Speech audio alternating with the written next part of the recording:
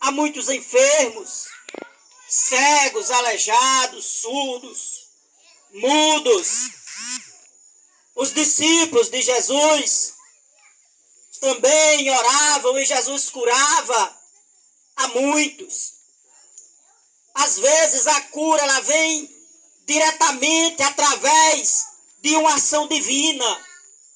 Aleluia. Eu conheço muitos irmãos, creio que talvez todos aqui conheçam alguém que foi curado através de uma ação divina de maneira direta. E às vezes, irmãos, Deus ele se utiliza de pessoas aqui neste mundo. E Deus se utiliza muitas vezes dos homens. Ele dá o conhecimento aos homens. E nós vemos a bondade de Deus ao curar de maneira direta.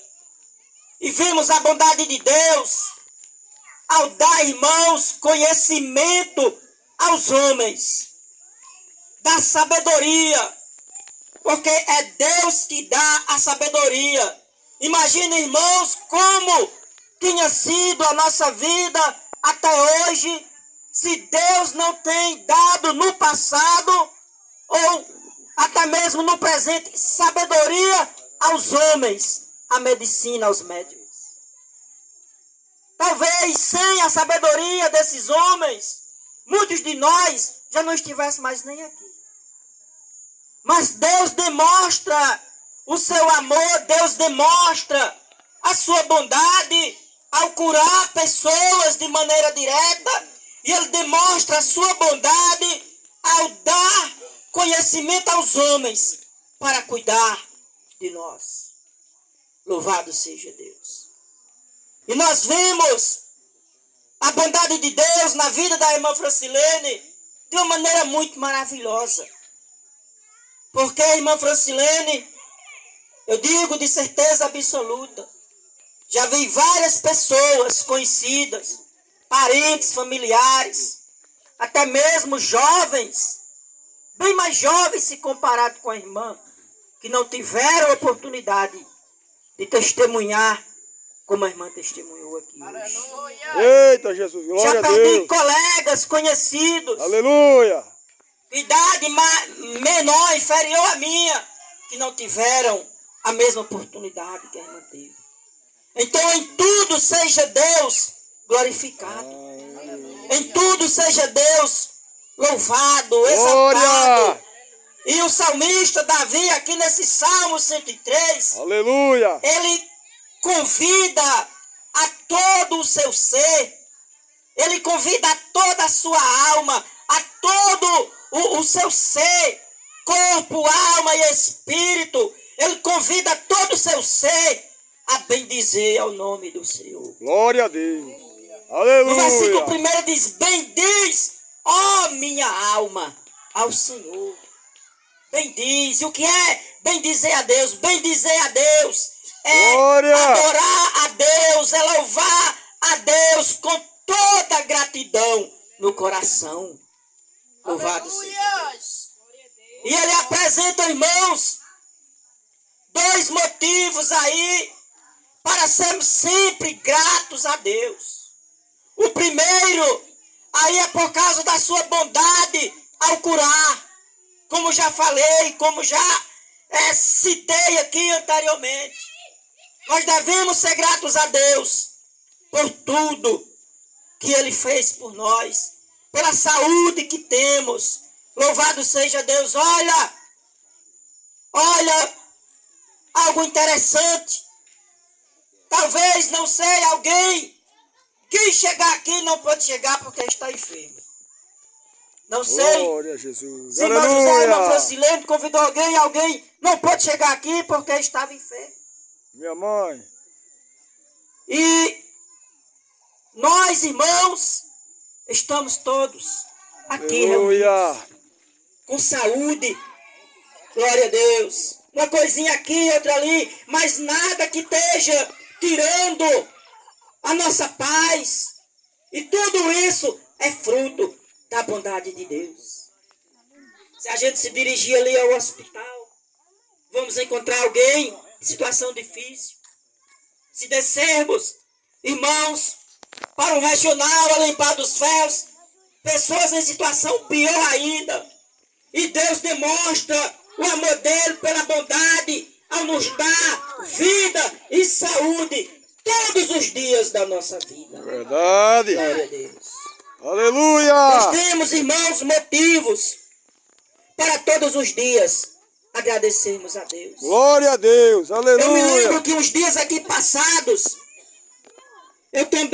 nós também passamos por um processo assim, de enfermidades, por causa de um acidente.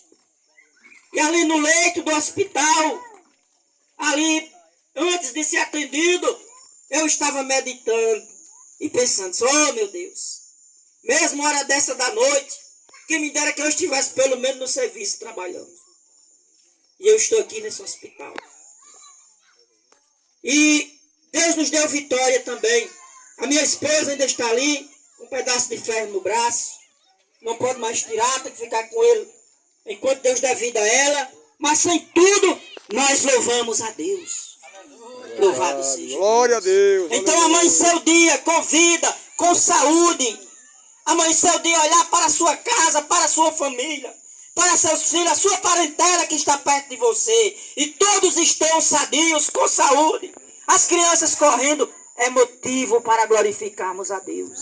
É verdade. Glória a Nem Deus. todos podem ter esse privilégio.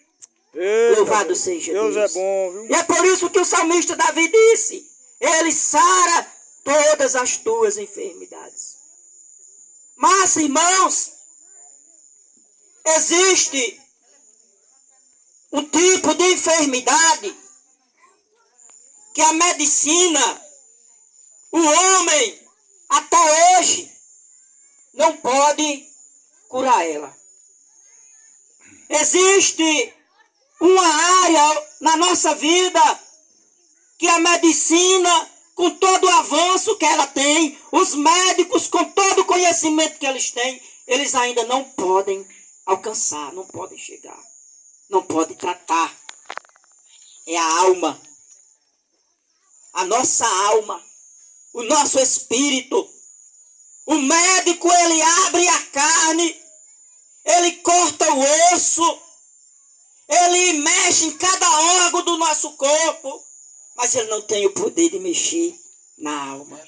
É verdade. Ele não tem o poder de mexer no espírito. Eita, Jesus. O Glória a médico, Deus. ele limpa as impurezas do corpo causadas pelas doenças, mas ele não pode limpar a impureza da alma causada pelo pecado.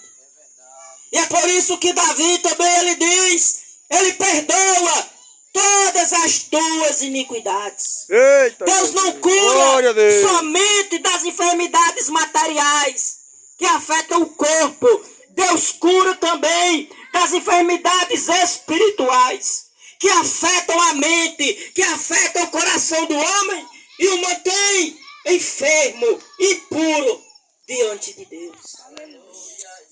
E a doença em meio espiritual, ela é conhecida como pecado.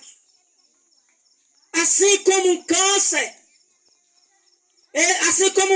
destrói um ser humano por dentro, acaba, corrói, torna em nada a pessoa. O pecado é uma doença espiritual que também destrói não apenas o corpo, mas também destrói a alma. O pecado é a pior doença que existe. É a mais mortal de todas. É a pior de todas. É a mais perigosa. Porque o pecado tem o poder não apenas de matar o homem, mas de mesmo depois da morte, ainda trazer sofrimento para o homem. O câncer traz sofrimento enquanto a gente está vivo. O processo é doloroso. O período é doloroso. O corpo dói. Toda e qualquer doença deste mundo, ela traz uma consequência, um sofrimento passageiro. Mas o pecado, ele traz o sofrimento eterno. Ele traz o sofrimento que não acaba mais.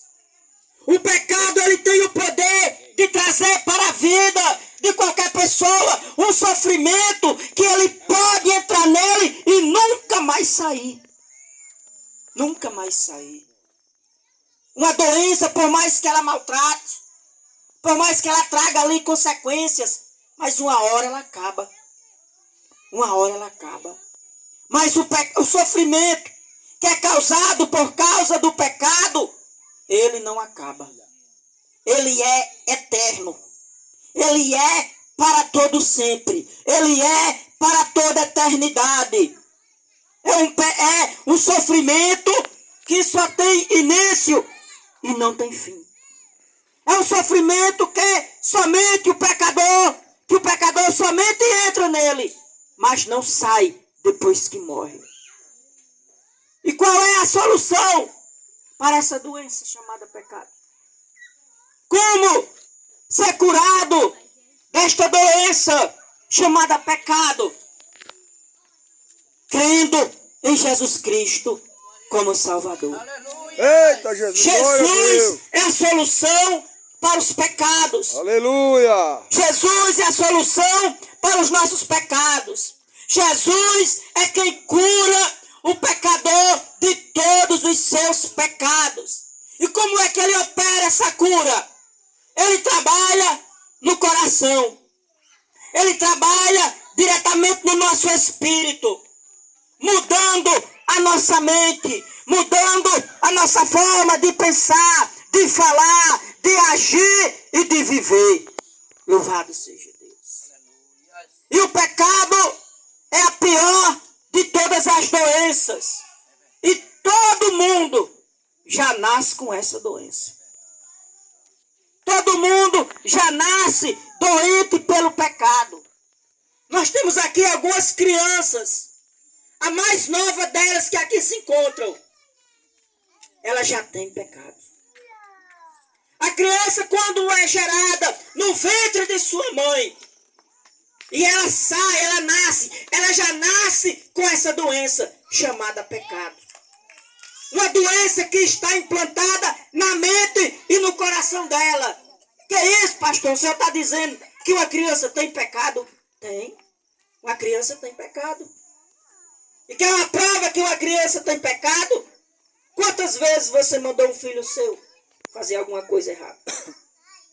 Quantas vezes você disse, meu filho, minha filha, faça isso que é errado? Você nunca disse. Mas em algum momento da sua vida, o seu filho lhe surpreendeu com alguma atitude que você pensou, onde foi que esse menino aprendeu isso? Onde foi que esse menino viu isso? Verdade. Olha o que esse menino está fazendo. Olha o que esse menino fez. Quem foi que impulsionou ele a fazer tal coisa? A natureza pecaminosa. A natureza pecaminosa que todos nós temos. E à medida que a pessoa vai crescendo, essa natureza pecaminosa, ela também vai se desenvolvendo dentro de nós. À medida que nós vamos criando entendimento, crescendo em tamanho, em idade, em entendimento, a natureza pecaminosa, ela vai se desenvolvendo. O que diferencia um adulto de uma criança é que a criança, ela ainda não tem o discernimento do que é o pecado. E nós temos. Nós temos o discernimento do que é o pecado. E Jesus é o médico que cura do pecado. Lá em Mateus capítulo 9, versículo 12, numa certa oportunidade, Jesus se encontrou ali, se sentou com pessoas que eram consideradas pela sociedade pessoas pecaminosas. Aí havia um grupo de religiosos que estava ali presente, viu aquela cena, aí falou para um deles, por que o mestre de vocês se senta, se junta com esse tipo de pessoa? E Jesus escutou o que eles falaram. E se levantou ali no meio daquele povo, tomou a palavra e diz, não necessita de médico aqueles que